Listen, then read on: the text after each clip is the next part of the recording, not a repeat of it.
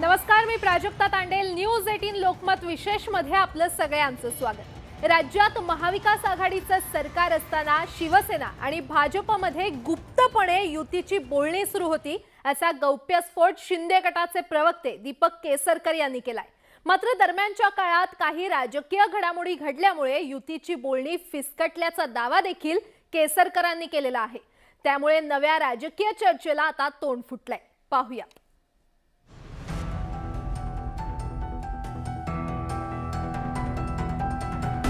ही कहाणी आहे न झालेल्या एका युतीची. एकेकाळी राज्याच्या राजकारणात भाजप शिवसेना युतीचा बोलबाला होता. युतीच्या ताकदीवरच राज्यात 2 वेळेला सत्तेचं सोपान गाठलं होतं. मात्र 2019 मध्ये सत्ता वाटपावरून युतीत बिब्बा पडला आणि 25 वर्षांची शिवसेना भाजपची युती तुटली. शेतकऱ्यांनी सांगितलं की मी माझ्या आयुष्यामध्ये पहिल्या प्रथम बघतो आहे की कडुलिंबाला, म्हणजे ज्या कडुलिंबाने आम्ही कीड मारत होतो त्या कडुलिंबाला सुद्धा कीड लागली. म्हटलं असंच झालेलं आहे. हल्ली पहारेकरी सुद्धा चोऱ्या करायला लागलेले आहेत. शिवसेनेनं दोन्ही काँग्रेसच्या मदतीनं महाविकास आघाडी सरकारची स्थापना केली आणि त्यानंतर भाजप शिवसेना युतीत राजकीय संघर्षाला सुरुवात झाली. दोन्ही बाजूनं एकमेकांवर शाब्दिक हल्ले सुरू झाले. महाविकास आघाडी सरकारची कोंडी करण्याचा हर प्रकारे प्रयत्न भाजपकडून करण्यात आला. भारतीय जनता पक्ष लाचार नाहीये, पहिली गोष्ट लक्षात ठेवा.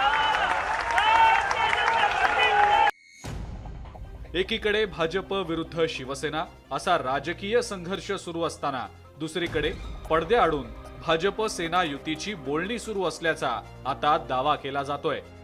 ज्या वेळेला मी याला निघून गेलो आसामला, त्यावेळेला सुद्धा जे लोक आम्ही बोलणी करत होतो त्याच्यापैकी एकाला मी उद्धव साहेबांना भेटायला पाठवलेलं होतं.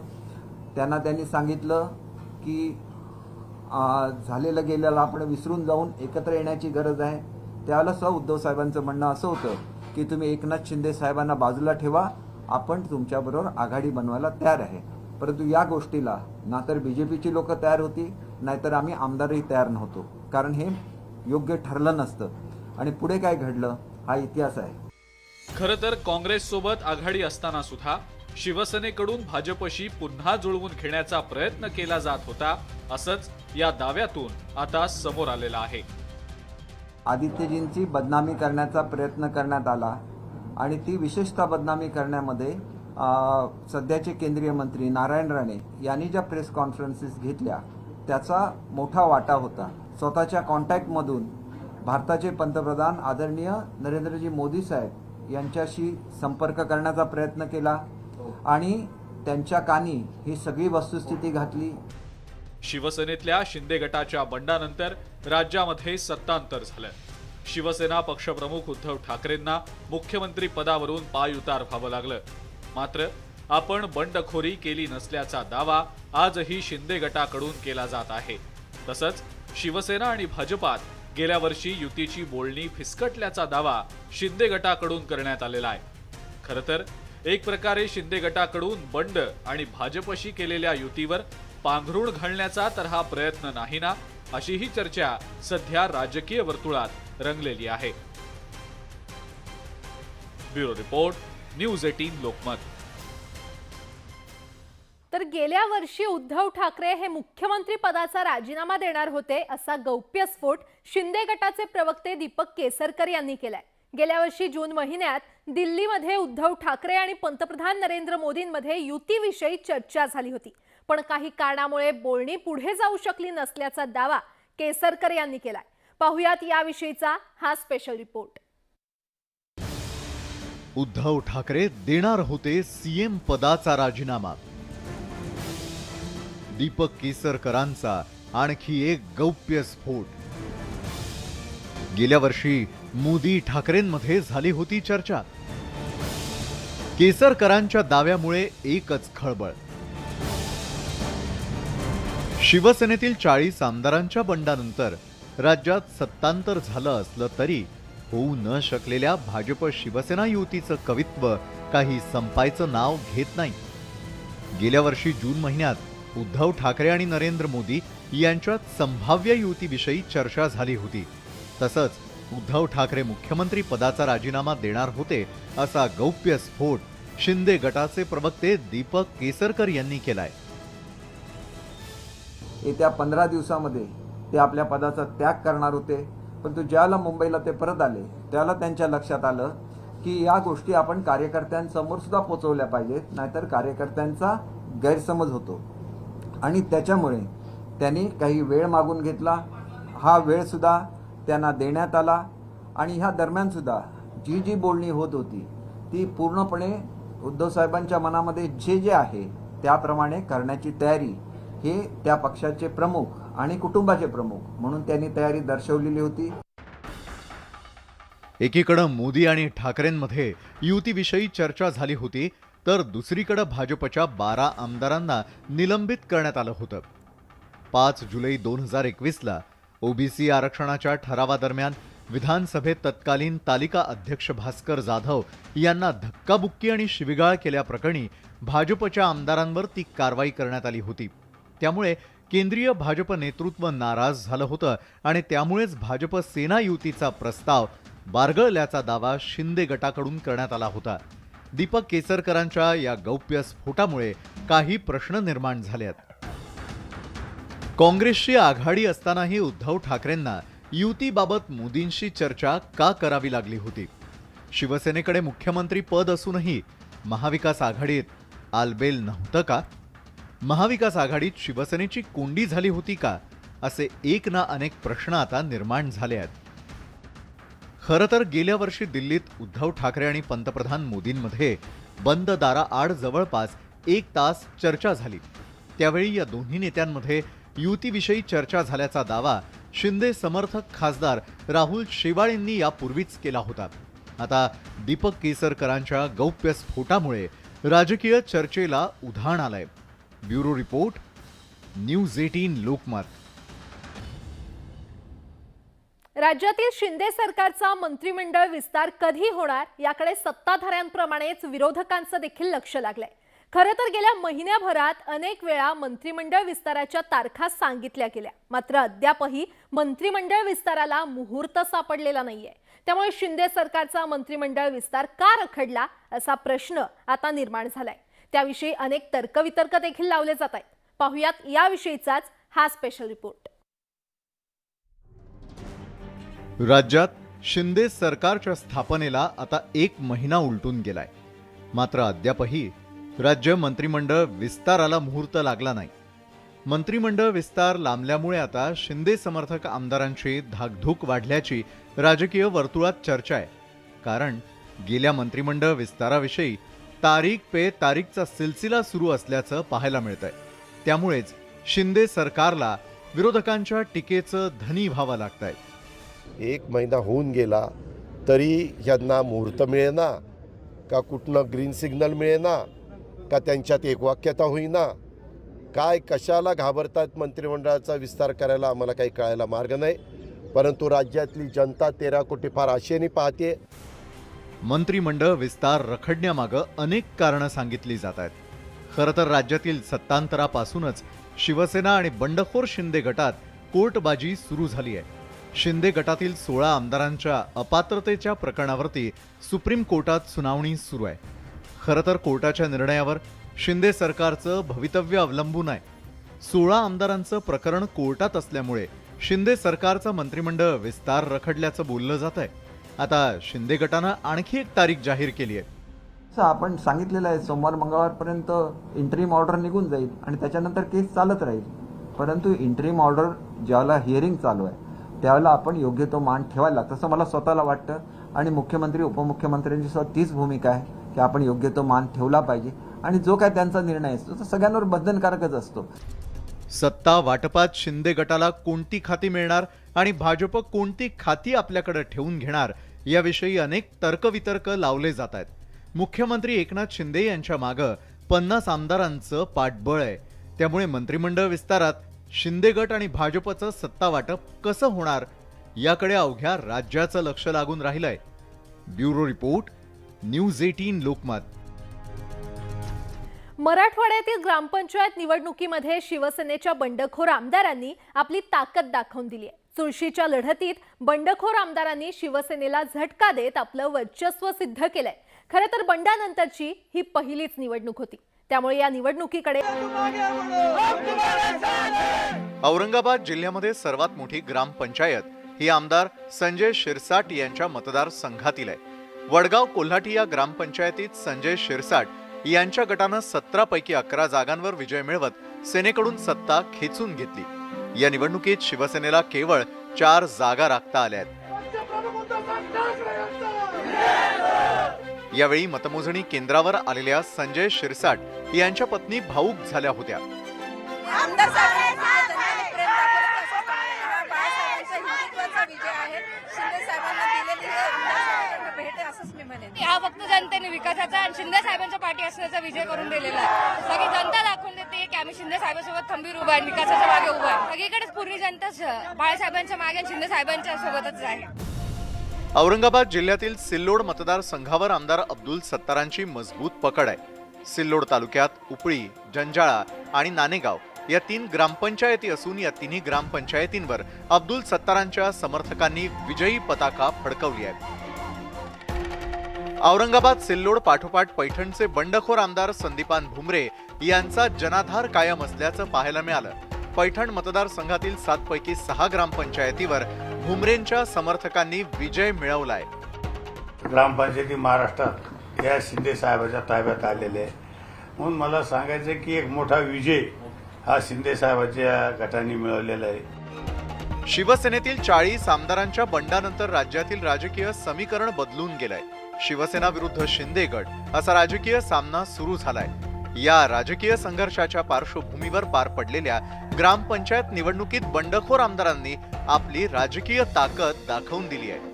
आमदार संजय भाऊ शिरसाट, मुख्यमंत्री एकनाथ शिंदे साहब तुम आगे बढ़ो. शिंदे गटाचे अब्दुल सत्तार असतील, यांनी 3 पैकी 3 ग्रामपंचायत आपल्या ताब्यात घेतल्या. पैठणचे संदीपान भुमरे असतील, त्यांनी 7 पैकी 6 जागा आपल्याकडे ठेवून घेतल्या. आणि औरंगाबादेतील संजय शिरसाट यांच्या मतदारसंघातील एकमेव वडगाव कोल्हाटी सुद्धा संजय शिरसाट यांनी आपल्याकडे ठेवलेली आहे. या निवडणुकीमध्ये पक्षाचं चिन्ह किंवा पक्षाला फार महत्त्व नसलं तरी येणाऱ्या काळातील या निवडणुकींसाठीचा हा पक्का बेस मानला जाईल. सुधीर जाधवसह सिद्धार्थ गोदाम, न्यूज 18 लोकमत, औरंगाबाद. महागाई, बेरोजगारी आणि जीएसटीच्या मुद्द्यावर काँग्रेसनं देशभरात आंदोलन केलं. या आंदोलनात काँग्रेसच्या केंद्रीय नेत्यांपासून ते सर्वसामान्य कार्यकर्त्यांपर्यंत सर्वच रस्त्यावर उतरले होते. या आंदोलनावेळी काही ठिकाणी काँग्रेस कार्यकर्ते आणि पोलिसांमध्ये संघर्ष झाल्याचं देखील पाहायला मिळालं.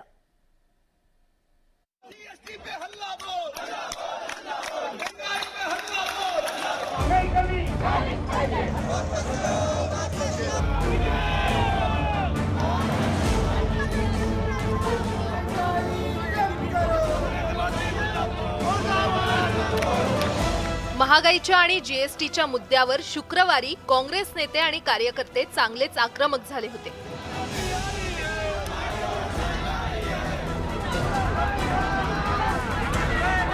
काँग्रेसनं केंद्र सरकार विरोधात देशभरात आंदोलन केलं. काँग्रेसनं ब्लॅक फ्रायडे घोषित केला होता. काँग्रेस नेत्यांनी काळे कपडे घालून केंद्र सरकारचा निषेध व्यक्त केला.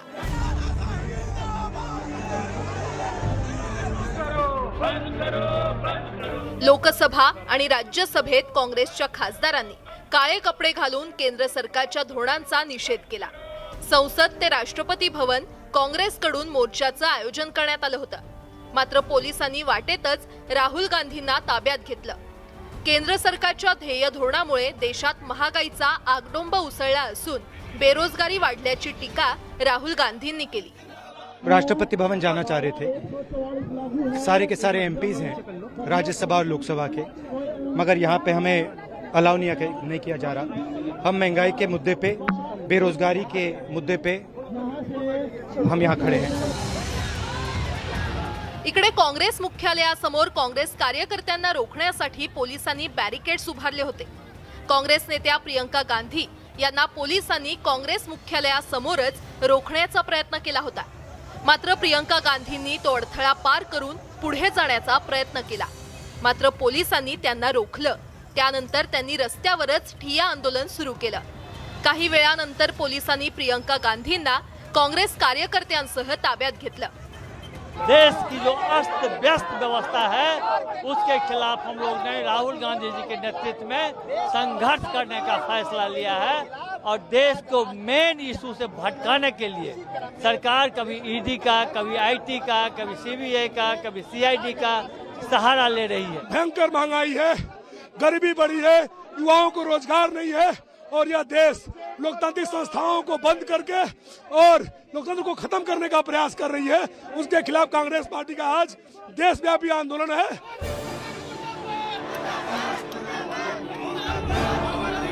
इकडे राज्यातही काँग्रेस नेत्यांनी जोरदार आंदोलन केलं. या आंदोलनाच्या पार्श्वभूमीवर पोलिसांचा मोठा बंदोबस्त ठेवण्यात आला होता. पोलिसांनी आंदोलनाला परवानगी नाकारली असतानाही काँग्रेस नेत्यांनी आंदोलनाच्या निमित्तानं शक्ती प्रदर्शन केलं.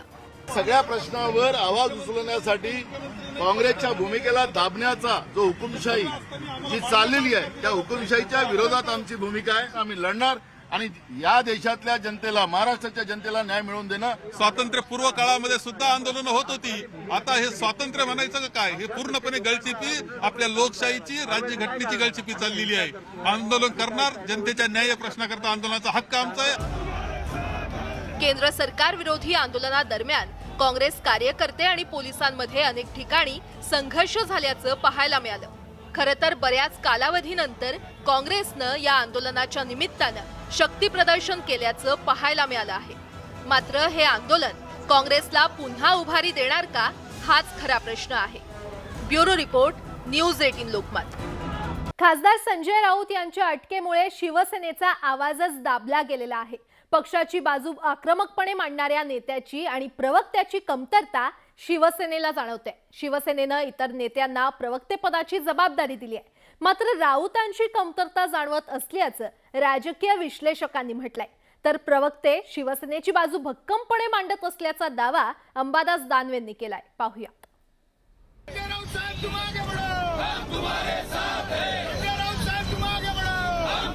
महाराष्ट्र लढत राहील, शिवसेना लढत राहील, वाकणार नाही.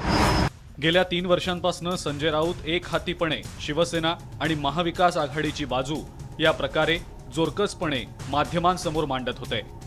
ईडीच्या अटकेत असताना सुद्धा संजय राऊतांचा आवेश अजूनही कमी झालेला नाही. मात्र संजय राऊत आता ईडीच्या कोठडीत असल्यानं शिवसेनेत आवाज कोणाचा हे शोधण्याची वेळ आलेली आहे. 2019 मध्ये महाविकास आघाडीचं सरकार स्थापन होत असताना संजय राऊत दररोज सकाळी पत्रकार परिषद घेत आक्रमक शैलीत भाजपावर तुटून पडत होते. भाजपच्या सगळ्या प्रवक्त्यांना संजय राऊत पुरून उरत होते. त्यामुळे संजय राऊतांच्या अटकेमुळे भाजप आणि शिंदे गटातल्या नेत्यांनी जल्लोष केला होता. तर दुसरीकडे शिवसेनेची बाजू प्रचंड कमकुवत झालेली आहे. दुसऱ्या फळीतील गुलाबराव पाटील, अर्जुन खोतकर, शंभूराज देसाईंसारखे नेते शिंदे गटात दाखल झालेत. त्यामुळे पक्षाची बाजू माध्यमांसमोर मांडताना शिवसेनेला अनेक मर्यादा पडतायत.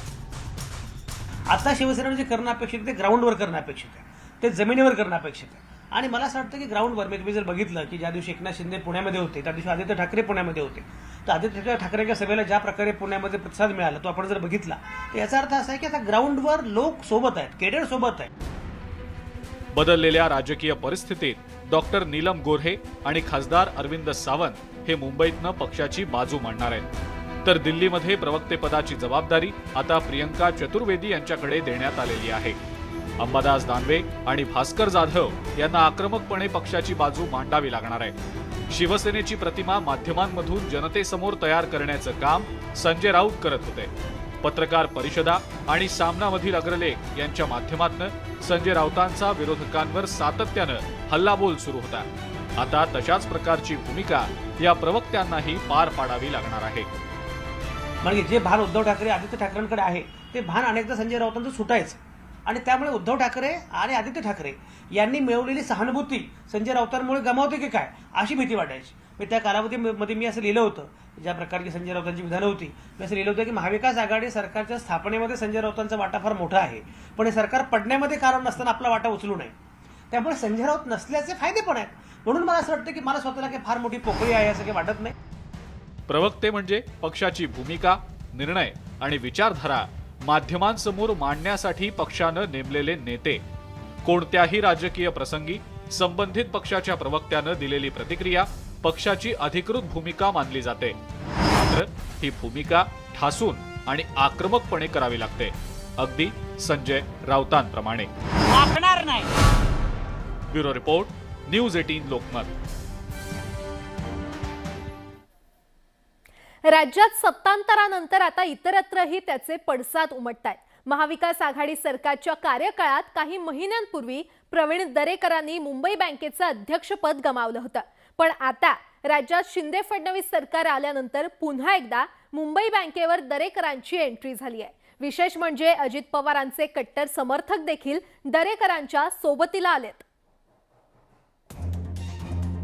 राष्ट्रवादी काँग्रेसचे नेते अजित पवार आणि शिवसेनेचे नेते मिलिंद नार्वेकर यांच्या राजकीय खेळीमुळे गमावलेलं मुंबई बँकेचं अध्यक्षपद भाजपचे नेते प्रवीण दरेकर यांनी पुन्हा स्वतःकडे खेचून आणलंय. राज्यातल्या सत्तांतरानंतर मुंबई बँकेतही सत्तापालट होणार अशी जोरदार चर्चा होती. त्यानंतर काही दिवसांपूर्वीच मुंबई बँकेचे अध्यक्ष सिद्धार्थ कांबळे आणि उपाध्यक्ष विठ्ठल भोसले यांनी त्यांच्या पदांचा राजीनामा दिला. त्यानंतर शुक्रवारी झालेल्या संचालक मंडळाच्या बैठकीत मुंबई बँकेच्या अध्यक्षपदी प्रवीण दरेकर यांची निवड करण्यात आली. सगळ्या संचालकांनी एकमतानं बिनविरोध अध्यक्ष आणि उपाध्यक्ष यांची निवडणूक या ठिकाणी आज केली. आम्ही यथोचित दोघंही निवडून आलो. विशेष म्हणजे दरेकरांच्या मदतीला यावेळी राष्ट्रवादी काँग्रेसचे नेते आणि राज्याचे विरोधी पक्षनेते असलेल्या अजित पवारांचे कट्टर समर्थक सिद्धार्थ कांबळेही आले. कांबळेंची उपाध्यक्षपदी निवड झालेली आहे. त्यामुळे राज्यातील सत्ताधारी भाजप आणि विरोधी पक्ष असलेली राष्ट्रवादी असे दोन्ही मुंबई बँकेत एकत्र आल्याचं चित्र आहे. अजितदादांचे देवेंद्रचे संबंध तर आहेतच. मग आता सिद्धार्थ कांबळे पण अजितदादांचा कट्टर समर्थक, मी देवेंद्रजींचा जवळचा निष्ठावंत कार्यकर्ता. आणि समजा तशा पद्धतीनं बँकेच्या हितासाठी जर पक्षापलीकडे जाऊन आम्ही एकत्र आलो असोल तर मला वाटलं आमच्या मुंबईतल्या सगळ्या सहकारी कार्यकर्त्यांना सुद्धा याचा प्रचंड आनंद झाला आहे. सत्ता बदलली की सत्तेसोबत इतरही अनेक गोष्टी बदलतात.